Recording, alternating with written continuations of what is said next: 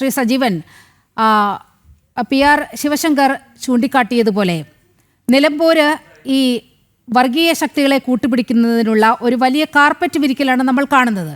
പക്ഷേ അതിനും വളരെ മുമ്പ് തന്നെ കോയമ്പത്തൂർ ഭീകരാക്രമണ കേസിലെ പ്രതി, ഒട്ടനവധി ഭീകരവാദ കേസുകളിൽ പ്രതിയായ അബ്ദുൽ നാസർ മദനിയെ തോളോട് തോൾ ചേർന്ന് പിണറായി വിജയൻ സ്വീകരിച്ചിരുത്തുന്നത് നമ്മൾ മലപ്പുറത്ത് കണ്ടു. ഒരുപക്ഷെ അന്ന് മുതലാകാം ഇത്ര വലിയ പ്രീണനം, ന്യൂനപക്ഷത്തോട് ഇത്ര വലിയ പ്രീണനം കേരളത്തിൻ്റെ രാഷ്ട്രീയ ഗതിവിഗതികളെ മാറ്റിമറിക്കുന്ന രീതിയിൽ രൂപം കൊണ്ടത്. ഇപ്പോൾ ഏറ്റവും ഒടുവിൽ അത് നിലമ്പൂരിൽ എത്തി നിൽക്കുകയാണ്. എങ്ങനെയാണ് കേരളം ഈ അവസ്ഥയെ മറികടക്കുക? ഇനി കേരളത്തിന് അത്തരമൊരു അവസ്ഥയെ മറികടക്കാനുള്ള കെൽപ്പുണ്ടോ? പ്രശ്നമല്ല. സത്യത്തിൽ ന്യൂനപക്ഷ പ്രീണനം എന്ന് പറയുന്ന പോലും ന്യൂനപക്ഷങ്ങളോടുള്ള അമിതമായിട്ടുള്ള താല്പര്യമോ അവരോടുള്ള സഹതാപമോ അല്ലെങ്കിൽ അനുതാപമോ ഒന്നുമല്ല. ഇത് വോട്ടാണ്. നിലമ്പൂരിൽ വോട്ട് കിട്ടി ജയിക്കാൻ ഏതൊക്കെ ആളുകളുടെ പിന്തുണ വേണം എന്നുള്ളതാണ് പ്രധാനപ്പെട്ട കാര്യം. സത്യത്തിൽ ഓരോ പാർട്ടിക്കും അവരുടേതായിട്ടുള്ള ആശയങ്ങളുണ്ട്, അവരുടെ ആദർശങ്ങളുണ്ട്. അത് ജനങ്ങളുടെ മുമ്പാകെ വെക്കാനുള്ള അവകാശമുണ്ട്. ഓരോ പാർട്ടിയും അവരുടേതായിട്ടുള്ള പ്രകടന പത്രിക വെച്ച് മുന്നോട്ടേക്ക് പോകും. പാർട്ടി വേണം മുന്നണിയായി നിൽക്കുമ്പോൾ പോലും ഒരുമിച്ച് കൂടാവുന്ന ഒരേ ആശയത്തിലോ അല്ലെങ്കിൽ ഏതാണ്ട് സമാനമായിട്ടുള്ള ആശയങ്ങളിലൊക്കെ വിശ്വസിക്കുന്നവർക്ക് ഒരുമിച്ച് കൂടാം. അവരുടേതായിട്ടുള്ള പ്രകടന പത്രിക ജനങ്ങളുടെ മുമ്പാകെ വെക്കാം. അങ്ങനെയുള്ള പോരാട്ടത്തിൽ ആർക്കാണോ ജയമുണ്ടാവുന്നത് അതാണ് ശരിയായിട്ട് വേണ്ടത്. പക്ഷേ ഇവിടെ തന്ത്രപൂർവ്വം ജയിക്കാൻ വേണ്ടിയിട്ട് അപ്പുറത്തും ഇപ്പുറത്തും രഹസ്യമായിട്ടുള്ള അജണ്ടകൾ ഉണ്ടാക്കുന്നു, രഹസ്യമായിട്ടുള്ള കരുനീക്കങ്ങൾ നടത്തുന്നു. ഇതാണ് പ്രശ്നം. അതുകൊണ്ടാണ് ഇപ്പൊ പലപ്പോഴും ഞാൻ നേരത്തെ പറഞ്ഞ പോലെ ജമാഅത്തെ ഇസ്ലാമി പോലും അവകാശപ്പെടാത്ത രൂപത്തിൽ അവരെ വെള്ളപൂശുന്ന രൂപത്തിലേക്ക് സതീശനൊക്കെ പോകുന്നുണ്ടെങ്കിൽ അത് വോട്ട് കിട്ടാനാണ്. ജമാഅത്തെ ഇസ്ലാമി മതരാഷ്ട്രവാദം ഉപേക്ഷിച്ചോ ഇല്ലയോ എന്നുള്ളത് അത് അവരുടെ പ്രശ്നമാണ്. അവര് ഉപേക്ഷിച്ചാലും ഉപേക്ഷിച്ചില്ലെങ്കിൽ അവർക്ക് അത് പറയാം, ഞങ്ങൾ ഇന്നതാണ്, മൗദൂദി പറഞ്ഞ രീതിയിലുള്ള കാര്യങ്ങളാണ് ഞങ്ങൾ ഇപ്പോൾ നടപ്പാക്കുന്നു അല്ലെങ്കിൽ നടപ്പാക്കുന്നില്ല എന്ന് പറയാം.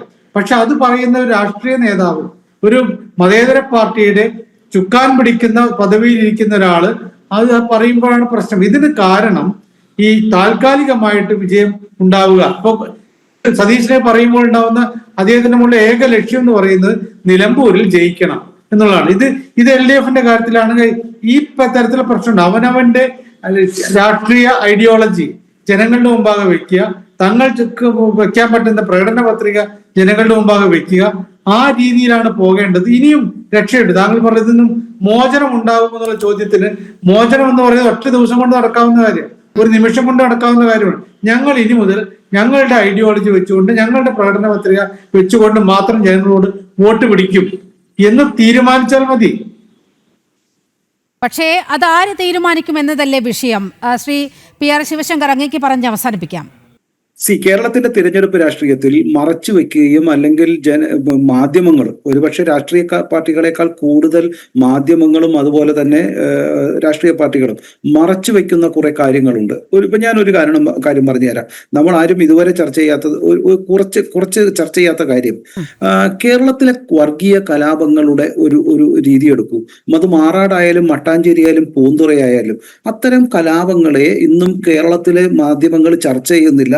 അതിൽ ഏറ്റവും കൂടുതൽ നഷ്ടപ്പെട്ടത് ആർക്കാണെന്നും ആർക്കാണ് ഏറ്റവും കൂടുതൽ അനുഭവിച്ചതെന്നും ആരും പറയുന്നില്ല.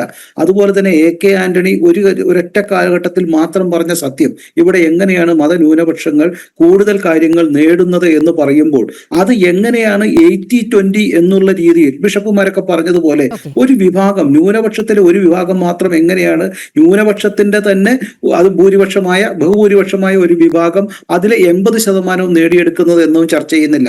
ഞാൻ പറഞ്ഞു വരുന്നത്, ഈ കേരളത്തിലെ മാധ്യമങ്ങൾ കൃത്യമായി ഒരു വിഭാഗത്തിന്റെ ഒരു അജണ്ട മാത്രം നോക്കുന്നു. സാധാരണ പറയാറുണ്ട്, ഞാൻ ഒരൊറ്റ കാര്യം പറഞ്ഞ് മനസ്സിലാക്കാം, നിങ്ങളെ ആരാണ് ഭരിക്കുന്നത് എന്ന് മനസ്സിലാക്കാൻ നിങ്ങൾക്ക് ആരെയാണ് ഭയക്കുന്നത് എന്ന് മാത്രം നോക്കിയാൽ മതി. നിങ്ങൾക്ക് ആരെയാണ് വിമർശിക്കാൻ ഭയം, ആ വിമർശിക്കാൻ ഭയമുള്ളവരാണ് നിങ്ങളെ ഭരിക്കുന്നത് എന്നുണ്ടെങ്കിൽ ഈ കേരളത്തിലെ മാധ്യമങ്ങളും ദാസ്യവേല ചെയ്യുന്നവരായി സംസ്ഥാനത്തെ ഇടത് വലത് മുന്നണികൾ മാറുമ്പോൾ മറിച്ചെന്താണ് കേരള സമൂഹത്തിൽ പ്രതീക്ഷിക്കേണ്ടത് എന്ന വലിയ ചോദ്യമാണ് ജനഡിബേറ്റ് ഈ ഘട്ടത്തിൽ ഉയർത്തിയത്.